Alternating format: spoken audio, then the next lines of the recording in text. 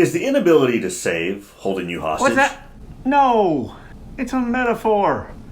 No, come on, it's a metaphor. I'll save you. I'm Awesome Girl. Don't worry.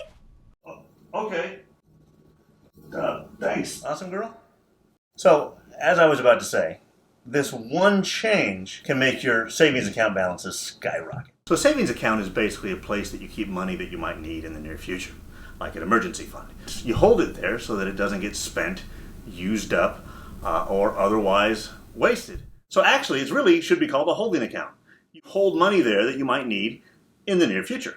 Like when you hold items you use occasionally on the patio of your small apartment. No, not me.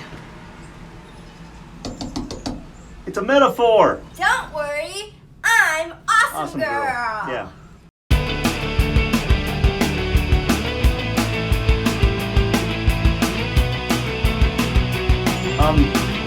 Could you let me in? So 6 months living expenses if you can, but if you live in an expensive place like California, shoot for 3. At least enough that you're less likely to end up here. Most people have their savings account attached to the same bank as their checking account, and thus easy to access. And in my experience, money's like Girl Scout cookies. If you have access to it, you're going to consume it. I used to have this problem too, and then I stumbled across a solution. When my savings was moved to a different type of account at my brokerage, I stopped spending it. Having it somewhere else meant that I could not just move it to my checking or take it out with an ATM card. If I wanted it, I had to request a transfer from my distant account, and that took several days, which meant the urge to spend had passed, and I didn't spend it. So learn from me. Move your savings away from your main bank, the bank that has your checking account. Rather, put it at a different savings, banking, or investing institution. I also recommend that you don't have a debit card for it, preferably no ATM card as well.